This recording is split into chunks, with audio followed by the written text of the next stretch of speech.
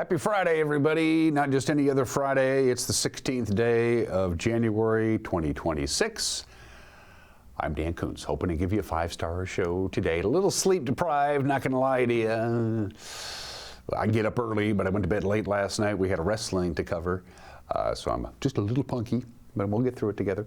32 degrees, cloudy, foggy. The air stagnation advisory was supposed to expire at 10 o'clock this morning. Instead, it's been extended all the way till next Tuesday at 4 o'clock in the afternoon. Still under the influence of high pressure, big ridge of high pressure. The center of it just keeps moving around, but the ridge is so high, or so big and high, quite frankly, for that matter, that it's really just kind of just keeping anything out of here.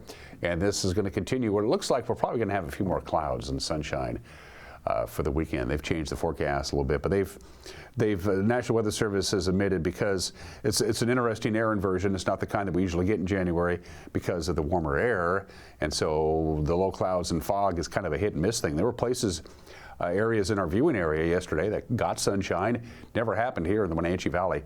Those details are coming up, plus a slide from the National Weather Service I think you'll find pretty interesting. News, yes. Sports, lots. Of course, everybody's looking forward to tomorrow evening at 5 o'clock. Seahawks and the 49ers. Winner moves on to the NFC Championship game. The winner of that moves on to the Super Bowl. Go Seahawks. We'll have that. Really cool video that the Chelan County PUD put out about a week ago. We found it. We're going to air it for you today. It's really cool. We think of the Chelan PUD as, well, power, and then to a lesser extent, fiber, parks, that kind of thing. But part of their deal for the relicensing agreement to keep the dams up and running is they got to be good stewards of the rivers and the land that affects it. And then so from their Fish and Wildlife Department, from the Chelan PUD, pretty cool little get-together. Kirk Hudson, of course, is the general manager of the PUD. He went out on location with a couple of senior fishery biologists for the Chelan PUD. They do their job well. Catherine Willard and Scott Hopkins. It's an both entertaining and educational video, which is two things I don't do here on the show. Well, we're going to air it for you in the back half of the program. Let's take our tour around the valley. Once again, the Wenatchee Heights cameras are no-go because we can't see anything, so we go to the roof of the Columbia Wenatchee City Hall, plainly in view, the big construction tower for the Widener apartment homes. They're working on the 5th floor now.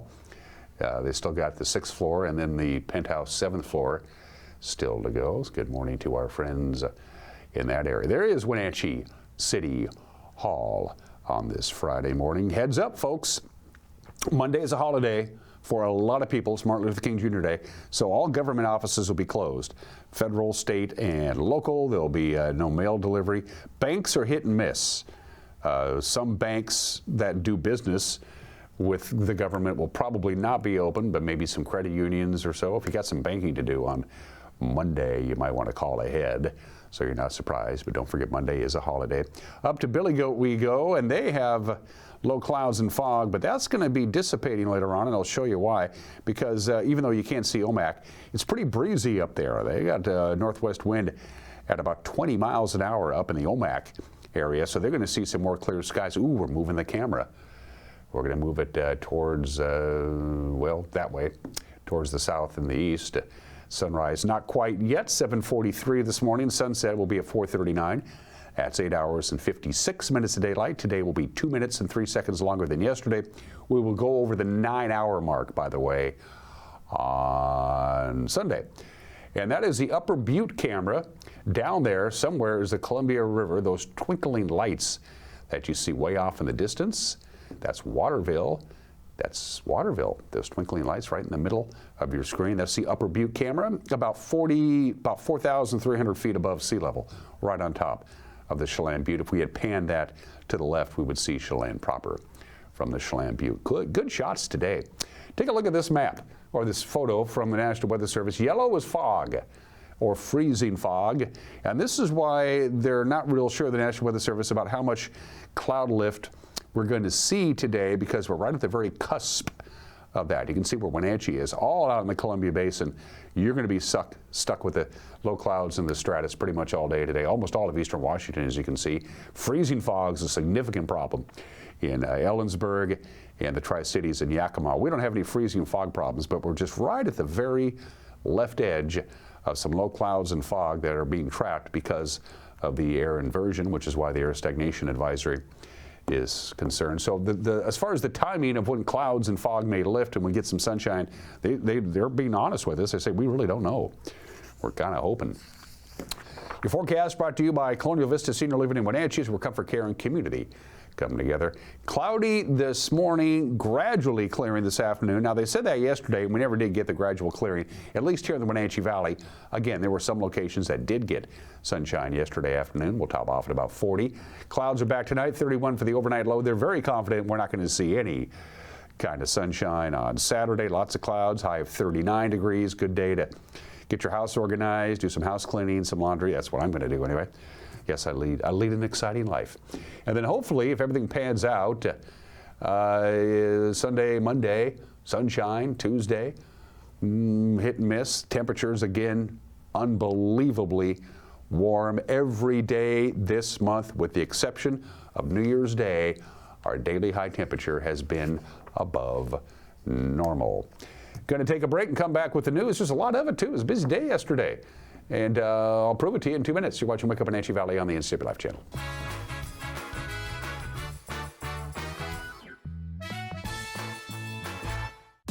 Your favorite local channel is now available for free on your smart TV and connected streaming devices. Watch live programming and catch up with the latest shows on demand.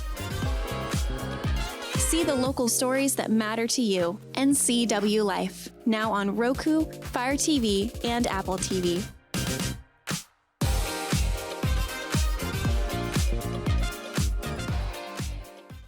Hi, I'm Amanda Walden with A. Walden Insurance Group. Medicare can be overwhelming, but you don't have to figure it out alone. I've been helping people understand their Medicare options for over a decade. Medicare isn't a one-size-fits-all. I'll help you understand your coverage options so you can feel confident in your decisions. Let's find the right Medicare plan for you.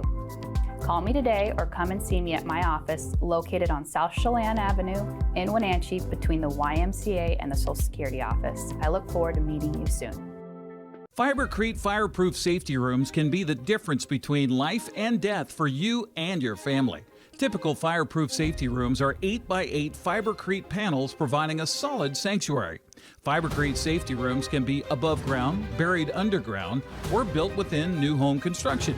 Best of all, a safety room by Fibercrete is very affordable. Call 360-770-2088. You owe it to your family to find out more about Fibercrete safety rooms. Are you dealing with a pest or weed issue and you just don't know what to do? We use the best pest control methods approved for areas with kids and pets. Whether it's rats, mice, ants, or spiders, or something else altogether, we provide the coaching and solutions you're looking for. And you can know that your dollars are supporting a local, family-owned and operated business. Allow us to help you get back to living healthy and pest-free. Harvest Valley Pest Control.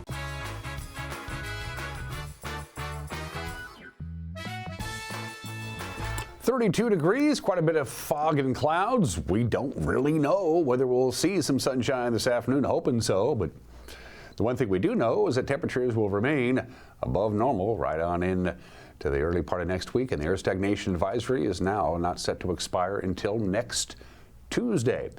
It's 9 minutes after the hour. A convicted murderer is heading back to court in Douglas County. He'll be there next month after successfully appealing 2 of his lesser charges.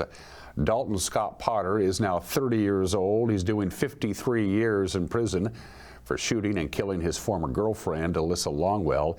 He did that with a handgun back in January of 2023, and then he shot at a witness who came upon the crime scene up on Badger Mountain Road. A jury convicted Potter later that year on 7 felony counts, including first-degree murder. Potter challenged 2 of his convictions for intimidating a witness.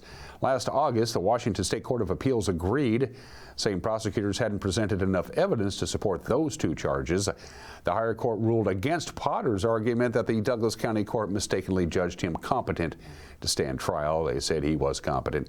A hearing is scheduled in Waterville Superior Court on February 2nd on a motion by Potter's attorneys to have the 2 intimidation felonies stricken from his record.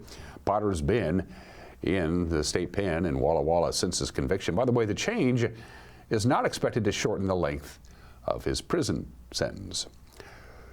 Crucial repairs on Chumstick Highway between Leavenworth and Plain going to have to wait until the Tumwater Canyon is back and running again. That's the word from the State Department of Transportation. Of course, they've been using Chumstick as a bypass road to get around the flood-damaged Tumwater Canyon. Part of Beaver Hill above Plain has begun to slide as a result of heavy moisture, and the DOT is running a pilot car 24 hours a day, 7 days a week on the Chumstick to get travelers around that problem area. But because it's being used as a bypass, the agency says it can't close the Chumstick to fix the problem until the Tumwater is reopened for traffic. Motorists should plan for continued delays in the work zones for the foreseeable future. December's heavy storms were hard on transportation structures throughout Washington, including the Wenatchee River Bridge. Repair work was scheduled to start yesterday on that 4-lane portion of Highway 285 at the north end of town. The Washington Department of Transportation plans to repair washout damage and fix a guardrail. They also want to add new drainage to prevent future erosion around the footings of the bridge. So if you drive that regularly, you may see some work vehicles outside the travel lanes as the project starts its first stage. In later phases, they're going to need to do some closures, but they're going to do that in the overnight hours between 6 p.m. to 6 a.m.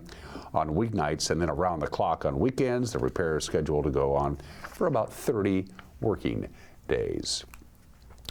With the potential loss of federal funding on the horizon, the Wenatchee School District plans to cut roughly $5.5 million from its budget next year.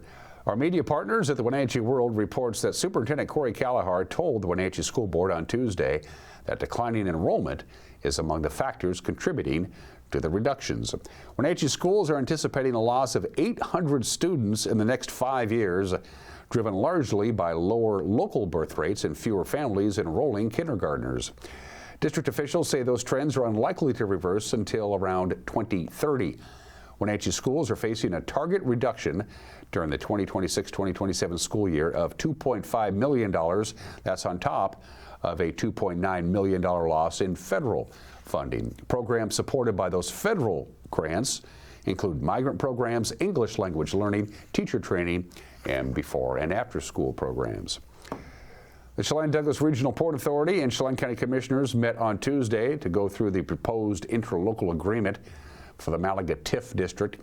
The two entities have been at odds for months over the TIF district, which will capture future tax revenue growth for economic development inside the TIF district, that 3,200 acre zone in Malaga. The TIF takes effect on June 1st, and the first year of revenue collection will be in 2027. The interlocal agreement will govern revenue sharing and tax burdens between the port and the county. The two sides agreed to reconvene as early as next week to go over a final draft. Well, the Wenatchee Valley has a hometown candidate in the election campaign to succeed Dan Newhouse. Devin Polray. He is an East Wenatchee resident. He filed his federal paperwork on January 2nd to run in the 4th District congressional race. The winner in that contest will represent a large district. Goes all the way from Yakima in the Tri-Cities, well, basically from the Columbia River and the Oregon border all the way up to the Canadian border. Polray says he's running as an independent with a platform focused on campaign finance reform, term limits, and a ban on stock trading by members of Congress. 4 other candidates, all from either Yakima or the Tri-Cities, have already filed to run since Newhouse announced in December that he'll finish his career in the House of Representatives. At the end of his term, the Republican lawmaker is in his 6th term in office. And each year, the Wenatchee Valley exchanges ambassadors with our sister city, Misawa, Japan.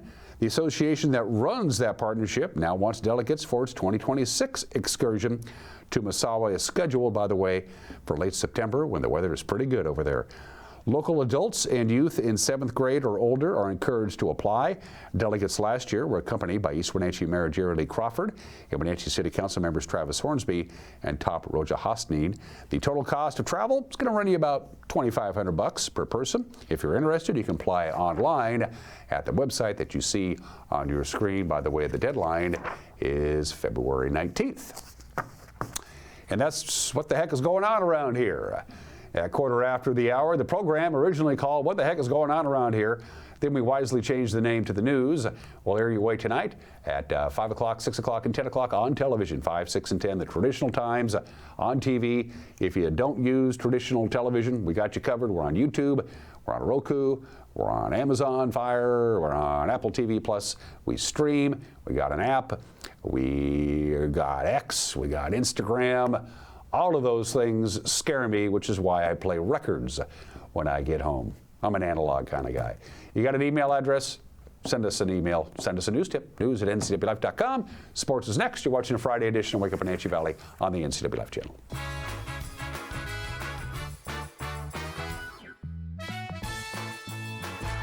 Welcome to Mountain Chick Floral, your go-to flower and plant shop in downtown Wenatchee. Explore their wide variety of unusual and fun plants.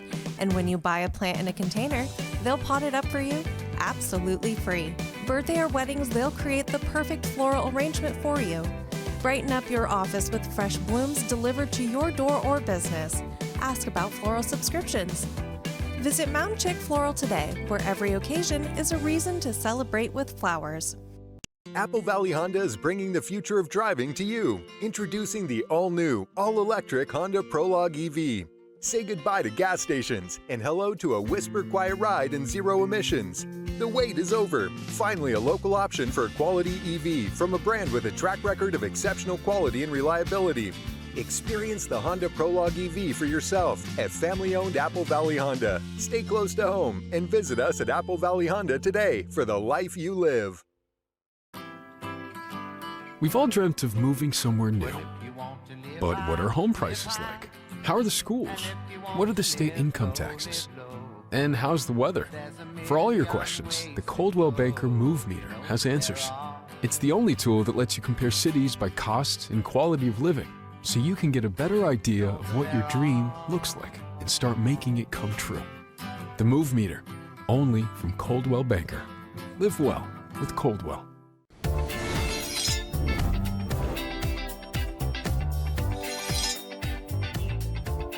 I'm Jen Mueller. Watch for my show, I Cook, You Measure on NCW Life. It's part cooking instruction, part entertainment, and all about connecting over food and wine with your favorite Northwest athletes. Watch I Cook, You Measure with Jen Mueller Mondays at 1, Wednesdays at 2, Fridays at 11 a.m., and Saturday and Sundays at 10:30 p.m. right here on the NCW Life channel.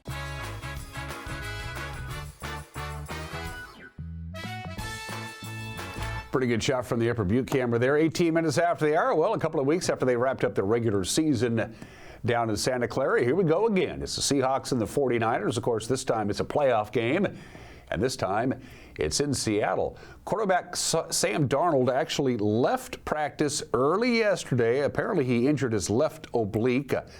He's listed as questionable, but Sam says he's playing. Feel good. Yeah, obviously. Just in routes on air, just kind of felt a little something in my oblique. Just didn't want to push it. Wasn't the day to push it, so that was it. So just came inside, got some rehab, and feel like I'll be ready to go for Saturday.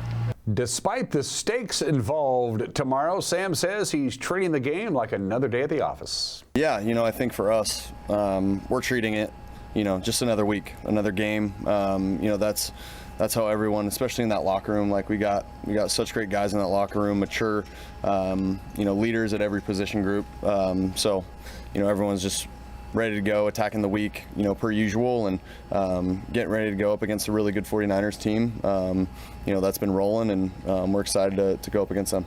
Seahawks, by the way, are a touchdown favorite to beat San Francisco. The game kicks off tomorrow afternoon at 5 on Fox. The rest of the NFL playoff schedule starts tomorrow afternoon in Denver. The Bills are actually a favorite to beat the Broncos on the road. That's 1:30 on CBS. That'll be followed, of course, by the 49ers and the Seahawks. Sunday at noon, you got Houston at New England on ABC and ESPN. And then the National Broadcasting Company wraps up the weekend with the Rams in Chicago. Well, the Boston Bruins scored 2 goals before the seats were even warm. With less than 4 minutes into the first period, they scored 2 goals and they held on and beat the Seattle Kraken. The final was 4-2 in Boston last night. The Kraken have now lost 4 of their last 5 games. Charlie McAvoy As Boston changes, as do the Kraken. Kraken delayed offside there. That's why Jordan Eberle pulled out of the zone. Hustadinov right in, he scores just like that. 54 seconds in, Marat Hustadinov, and the Bruins break the ice. With an Aspero, and the Bruins are out to center ice. Here they come. Pavel Zacha on the off wing pulls up, looks around, feeds it across. Harbitson off Middlestat. They score. It pinballs off Casey Middlestat, and the Bruins have a 2-0 lead. That's all you're worried right now about for the Kraken. The official word is Casey Middlestat. We'll see if they change it. Beniers caught by Swayman. Boston 18th on the kill. Stevenson will win the draw with help from Matty Beniers. Dunn slings it across. McCann tipped in. Chandler Stevenson. That's hockey, baby. What a play on the power play. And the Kraken cut the lead in half. The Kraken. Beniers pickpocketed. Kastelik scores! Mark Kastelik, who's killing penalties for the first time in his career this season, comes up with a shorty. But to return the favor, cut off by Zadorov. Nikita Zadorov pickpocketed by Freddie G. He'll get to it. Here's Myers with a shot. Stopped again by Swayman. And back out. The Kraken tag up. Here they come. McCann with a bee in his bonnet to the house. Caught by Swayman. Tolvanen. Kakko again. On the wall, Tolvanen, one-timer. Montour wide. Off the wall, Tolvanen. He scores! Now you see it, now you don't. It's a power play goal. Eli Tolvanen. And some jawing here after the fact. Marat Hustadinov to the slot. Pasternak. Corrali stopped by Decor. He'll scramble. Vince Dunn will rattle it deep in back of Swayman. Left in back of the goal. McAvoy gets to it. 18 seconds left. Pasternak with a yawning cage. He hits it. That'll do it. And the Kraken go to 1-2-1 through 4 of 5 straight on the road. Tonight, the Bruins defeat the Kraken 4-2. Kraken wrap up their 5-game road trip tomorrow. They'll be in Salt Lake City to take on Utah, which makes sense because that's where Salt Lake City is. 2 o'clock is when they drop the puck tomorrow afternoon. Although it's Monday, we wanted to mention this. Can't forget about the college football playoff championship. The surprising #1 seed, Indiana, will take on #10 Miami. The game is in Miami Gardens, Miami's home stadium, but I think Indiana will be well represented. Just a friendly reminder, 4:30 kickoff Monday on ESPN. Women's college basketball from last night looks something like this. Take a look about how your teams did. They went to overtime, and Washington State pulled out the victory over St. Mary's. Gonzaga rolled over San Francisco. Eastern Washington won again. Good for them. Here's your women's schedule for the weekend. Tomorrow it's San Diego at Gonzaga, Idaho State's at Eastern Washington, and San Francisco. Apparently there's a new school. I didn't know that. San Francisco will be at Washington State at 6 o'clock, and then on Sunday it's Minnesota at Washington. Men's college basketball, they had a sellout at Beasley Coliseum in Pullman. That rarely happens, but it helps when Gonzaga is playing. In fact, they were mostly Gonzaga fans, and they went away a winner. Zags rolled over Washington State. Weber State knocked off Eastern Washington. The men's schedule looks something like this. They're all tomorrow, and they're all in the afternoon or evening hours. Eastern will be at Idaho State at 3 o'clock. Michigan State Spartans at Washington. Don't know what time yet. I don't know why. And Gonzaga will be at will take on Seattle. That'll be at Climate Pledge Arena at 7 o'clock on ESPN+. Girls high school basketball yesterday, pretty light schedule, but here's who did what to whom.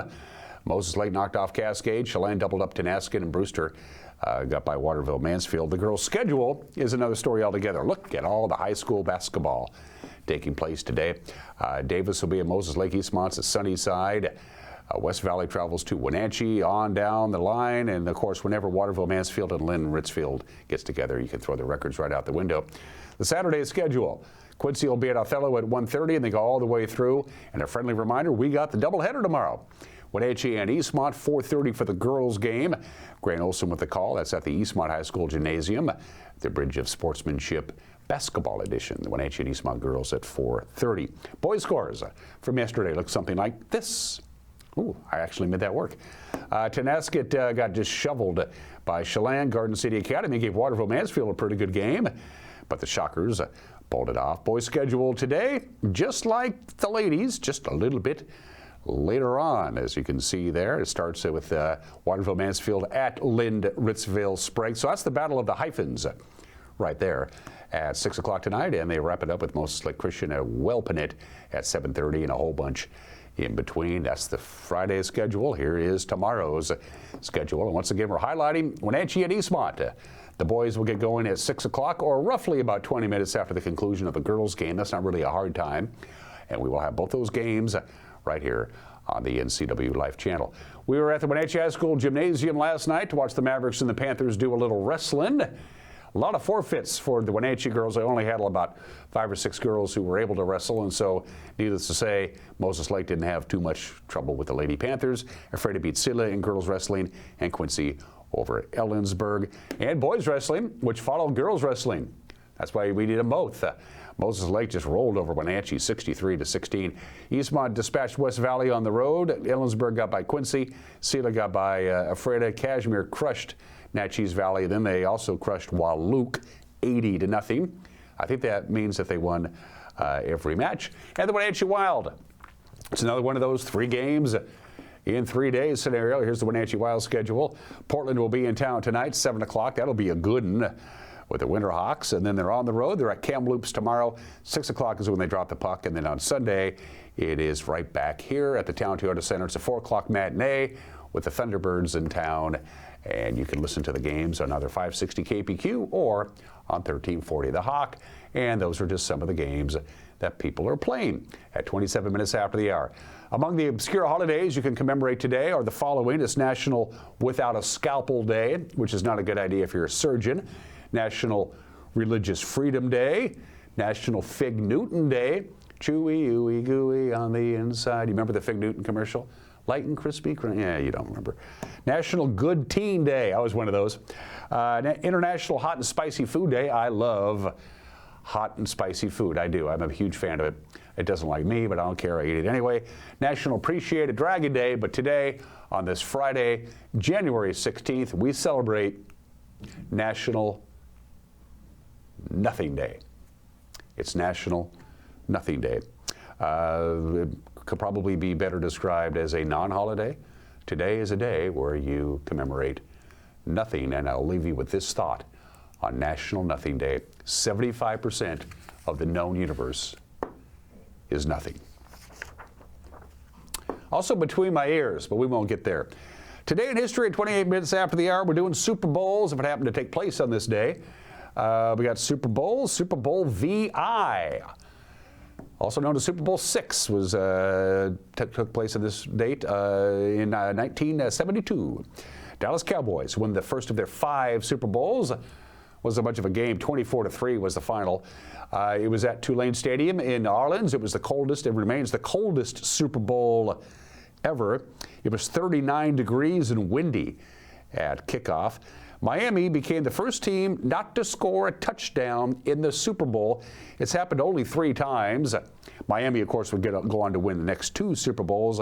And this is the last Super Bowl that was not televised in the city where it was played. It was a complete sellout at Tulane Stadium, but the people in New Orleans could not watch the game on television. I still don't know what they were thinking about there.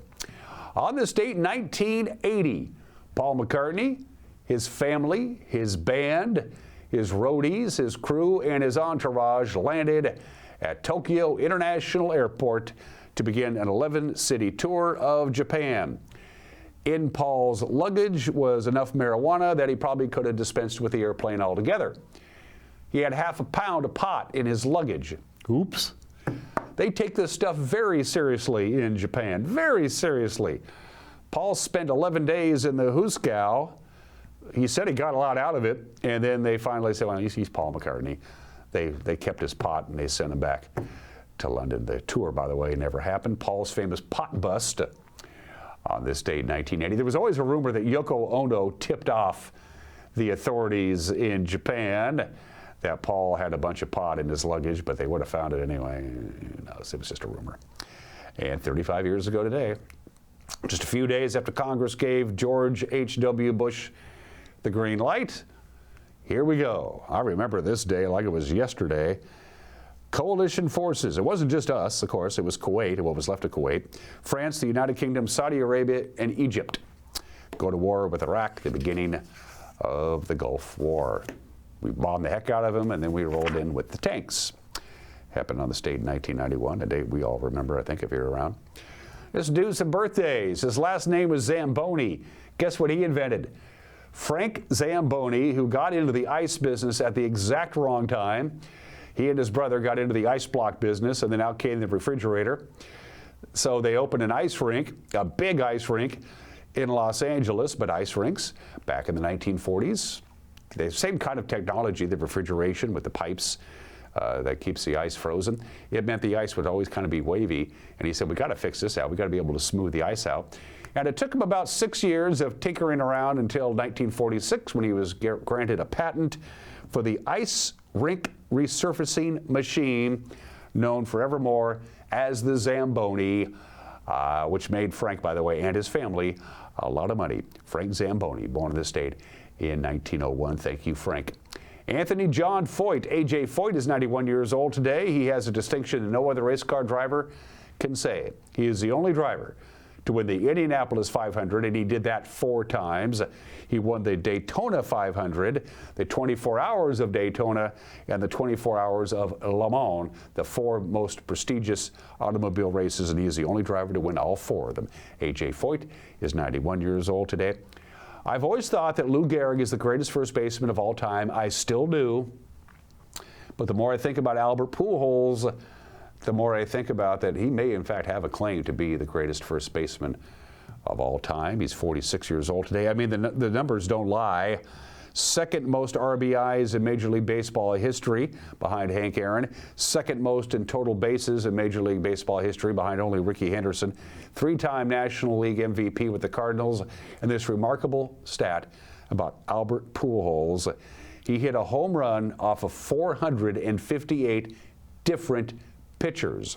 When he's eligible for the Hall of Fame in 2 years, in 2028, he's going in. The only question is, will it be unanimous? The great Albert Pujols, I always watched his at-bats, is 46 years old today. For heat and air, call Alpine Air. For heat and air, call Alpine Air. Can't be afraid of change. That's their brand new logo.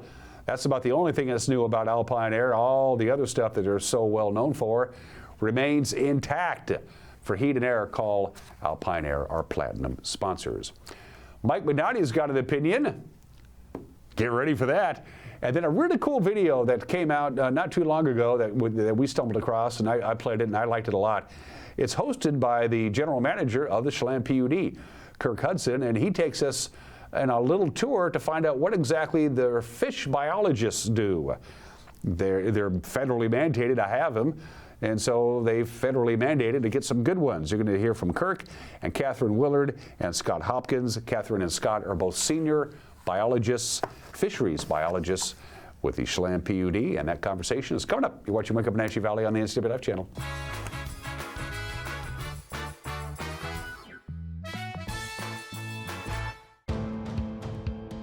NCW Life channel is your local TV station. We believe in being the spotlight and mirror to the communities we serve in North Central Washington. Programming on NCW Life would not be possible without our sponsors. Special thanks to our platinum sponsor, Alpine Air. Turn to the experts at Carrier and Alpine Air.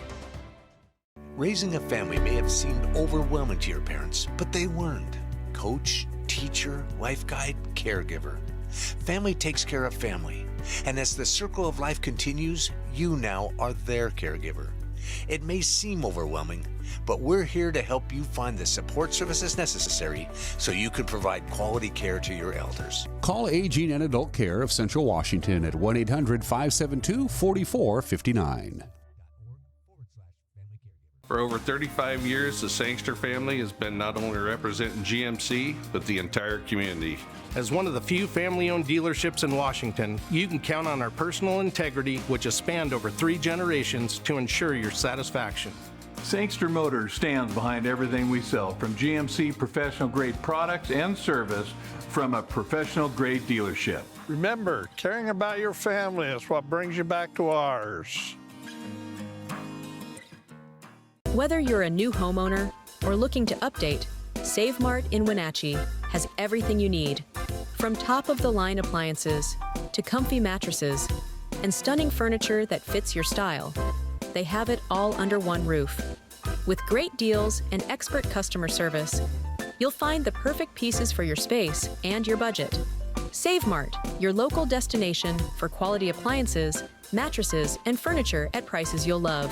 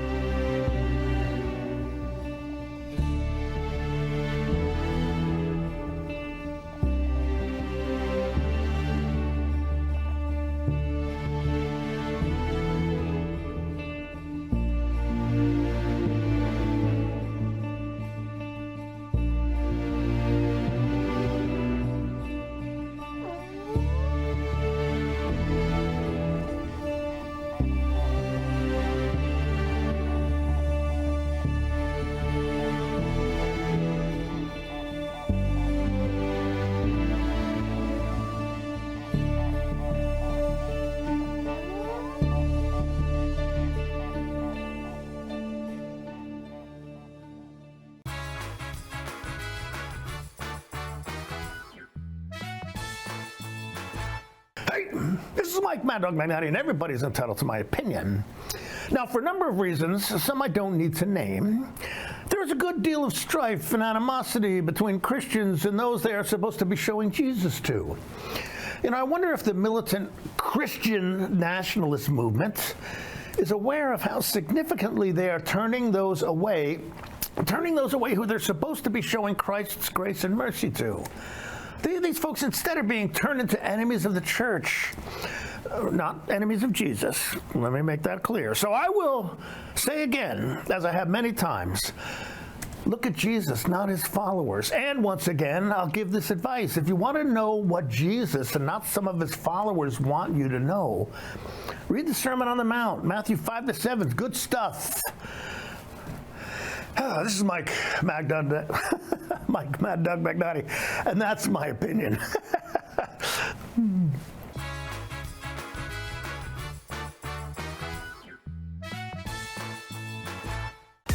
Your favorite local channel is now available for free on your smart TV and connected streaming devices. Watch live programming and catch up with the latest shows on demand. See the local stories that matter to you. NCW Life, now on Roku, Fire TV, and Apple TV.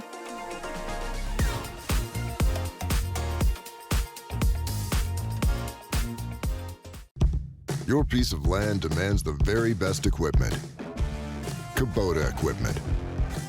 The #1 selling compact tractor in the U.S. with professional-grade mowers, versatile sidekick utility vehicles, and compact tractors that get it done right. All backed by unmatched dealer support. Talk to your dealer today to schedule a demo.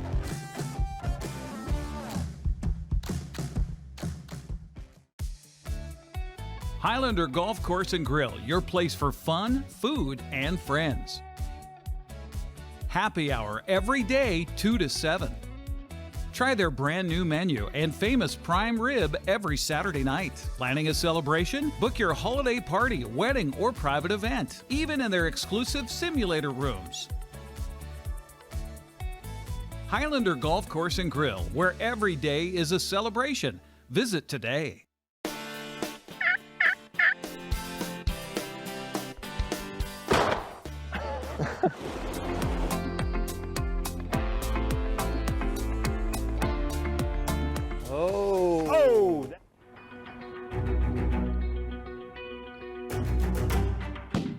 What do you think of that? Pretty big, I like it. Watch for new episodes of The Northwest Outdoorsman on the NCW Life channel, your local TV station.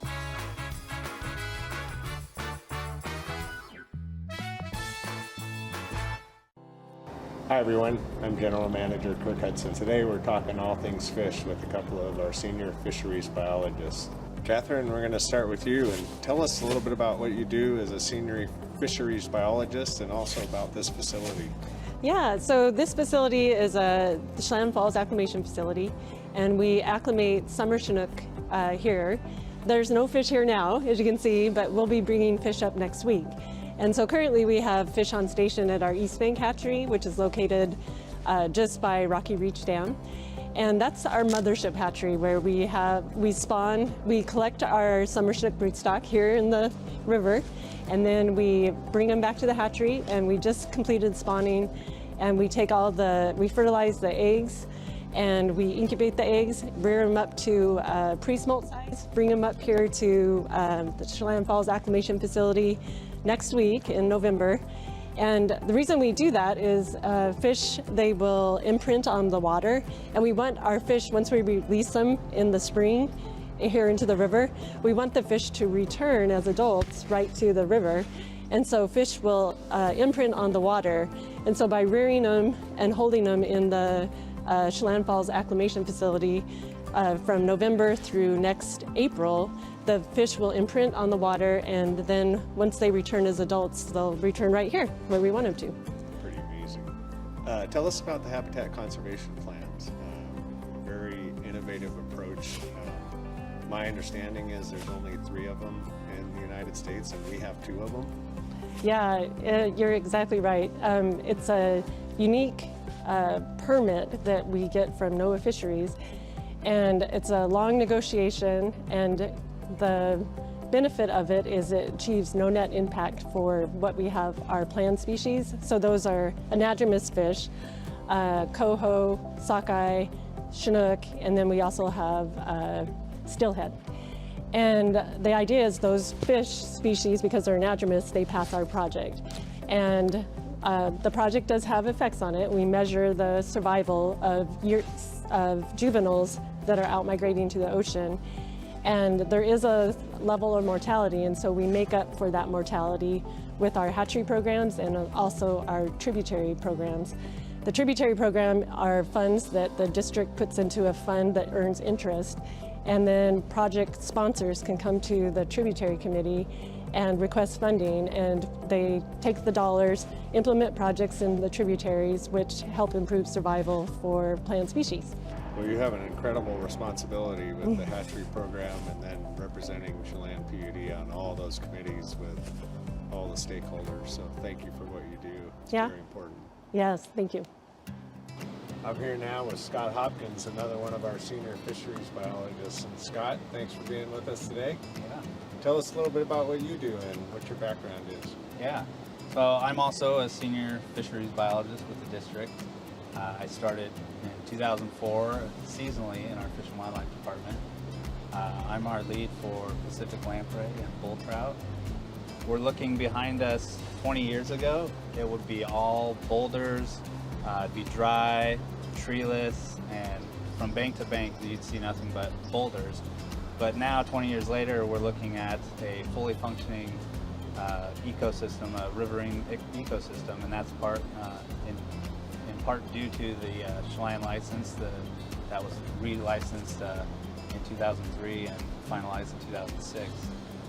Some of those capital improvements that we did under that license. Upstream from here is 4 miles up the river is where the Lake Chelan Dam actually sits. So we're down here 4 miles down with the Powerhouse downstream from us. But up there is what we call a low-level outlet, and that's an outlet structure that taps into the coolest water from Lake Chelan and the headworks there. It was a pre-existing 17-foot penstock that was built originally into the dam. We were able to utilize that to meet minimum flow requirements for the Chelan River, which was part of that relicensing process. And that flow comes down the Chelan River through all 3 reaches of the upper Chelan River and comes out here. And then to our left is the conveyance canal. So another structure we built was the pump station in the tail race. And so there's 5 pumps that pump water through this man-made canal and provide flow into what we call the pool. And those 2 water sources converge and they go down the habitat channel. which we'll stop at later. This is the guts of the operation. This is that houses all the equipment. But we have 5 pumps. Each one is 150 horsepower, and they provide 50 to 55 cubic feet per second. And so, like I said, if we look over here, we can see the intakes for those pumps.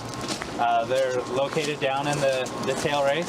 So there's 5 of these pumps intakes, and each pump again provides 50 CFS. So to meet our requirement, we only utilize 4 of those pumps. So at any given moment during spawning season, we use 4 pumps. So if we come over here, this is where those pumps come out. So that water then comes over to this man-made canal. It's the lazy river of the whole project. So 4 of the pumps are running. The water comes out here, and then there's a slight gradient to the top of the habitat channel. And so this water will all come out to the top of the habitat channel, and then it goes down through the channel to provide that flow for spawning fish that are returning to the channel. This is just really creative engineering. They did this so that we can actually generate with that water, and then it's only a quarter mile to pump it here. So it's actually way better financially, and the feasibility to do this was there, and that opportunity was negotiated in the settlement agreement. So yeah, we just pump it over. Yeah, there wouldn't be any need for all that water in the upper region. Yep, so, yep, exactly. Yeah, for you to be, that's fantastic. So there's fish out here right now? Yep, yeah, so some of the features here that we're looking at, there's fish right out here spawning. The sun's a little bright, but maybe we'll see it at the next spot. But some of these big boulders over here, these are hydraulic control structure. They help dissipate some of the energy of the flow events, and they redirect it over into what we call the overflow channel. So you can see a little bit of water flowing over the concrete sill over there. And then downstream of us is what we all call Noah's Ark. It's just a log structure that protects the habitat channel. It's the same thing as the boulders. It dissipates that energy. And what happens is a lot of the substrate that gets eroded in the upper channel, or the upper river, it falls out and accumulates here. And so every couple years we'll get an excavator in here, and we'll actually pull out gravels and sediment and substrate from this area to make sure it's still functioning the way it's designed to, which is one of the requirements. But then we're able to reuse that material because it's the perfect spawning size. It's just golf ball size. And we redistribute that into the habitat channel, and then we get to see the fish use those cobbles and stones for spawning. Okay? So I think we'll get more into that when we get down the habitat channel, because we'll actually see some of those fish. All right, looking forward to that. Yeah. All right, we're here at the habitat channel, and we're actually in the water, so pretty cool. So Catherine, I understand this is where your job and Scott's job kind of come together, so maybe we can just start with the aspect that you're involved in right here in the habitat channel. So back in July, we have a weir that we set up. You'll have to imagine it here. It is a picket weir, like a fence, that is set up across the river. And the picket weir funnels fish into a trap box. And then we collect our broodstock, which are fish that we spawn in the hatchery. So we collect the fish, they go into the box.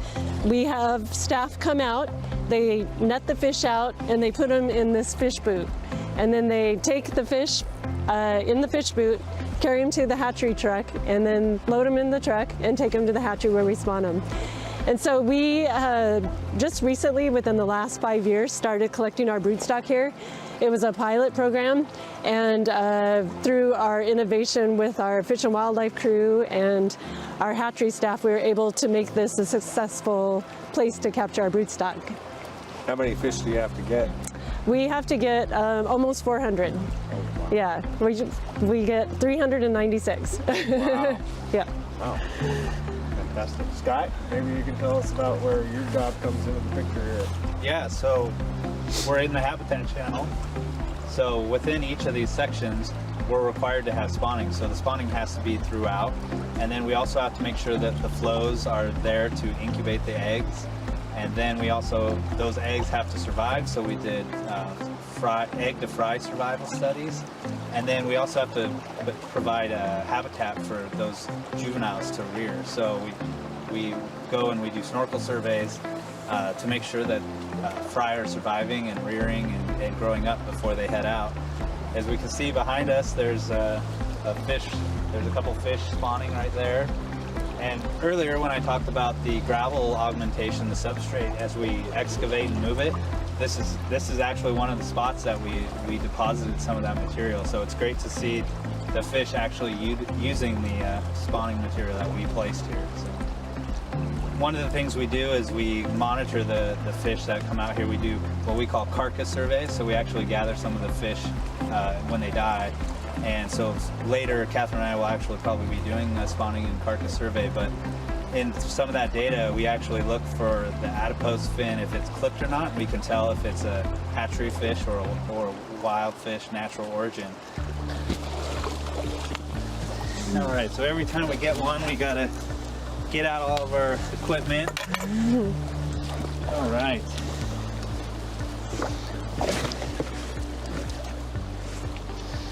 One of the first things we do is GPS. So we get a GPS location. So Catherine did that, and she'll record that. Then we're going to check it for a pit tag. So we have a pit tag reader, and the pit tags are the little things that you put in your pets, but we also put them in a proportion of the fish that are at the hatchery.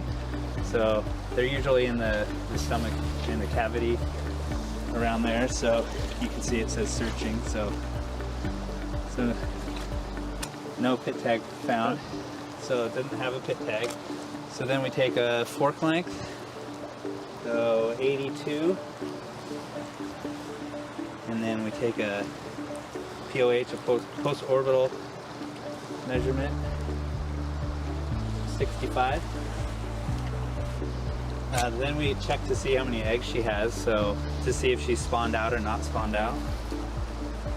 This is where it gets so you stinky. can see the eggs coming out. Yeah. Yep. So this female, she'll have 2 skeins, and so then we'll check for a CWT, which is a coded wire tag, and those are put in usually in the snout. And each coded wire tag has a 6-digit number on it, which tells you which hatchery it's from. But even within a hatchery, if they want to keep track of fish that were in a circular pond versus a raceway, they can have different coded wire tags, so they know if more fish are returning from the circular ponds than the raceway. So we'll turn this on. It's just a metal detector, and so it's picking up that coded wire tag. So then the last thing we do is we take scales, which we can take 4 scales off each side, or off one side of the fish, and then that goes with the data we're collecting. And so scales can tell if they were hatchery fish or natural origin fish or wild fish, just based on the scale pattern. And then the other thing we use the scales for are to age the fish. And so just like a tree, how you can count the rings of a tree, with the scales you can count the rings of the scales and determine how old the fish are. We always cut the tail off so that the next surveyor, if it's someone else, will know that that's fish been worked up already. Wow. And that's it. Pretty incredible. Well, I want to thank both of you for what you do. This is one of our core values is stewardship, and you are actually demonstrating amazing stewardship.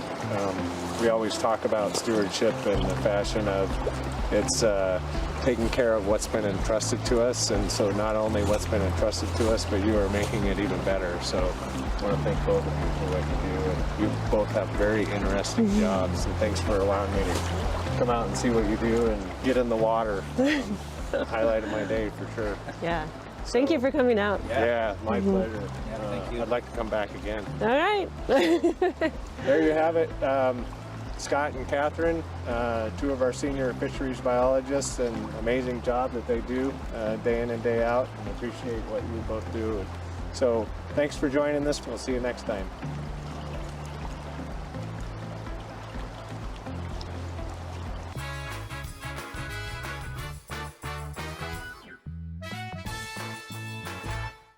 It's time for BC Outdoor Sport Fishing TV, Season 16, with your host, Mike Mitchell.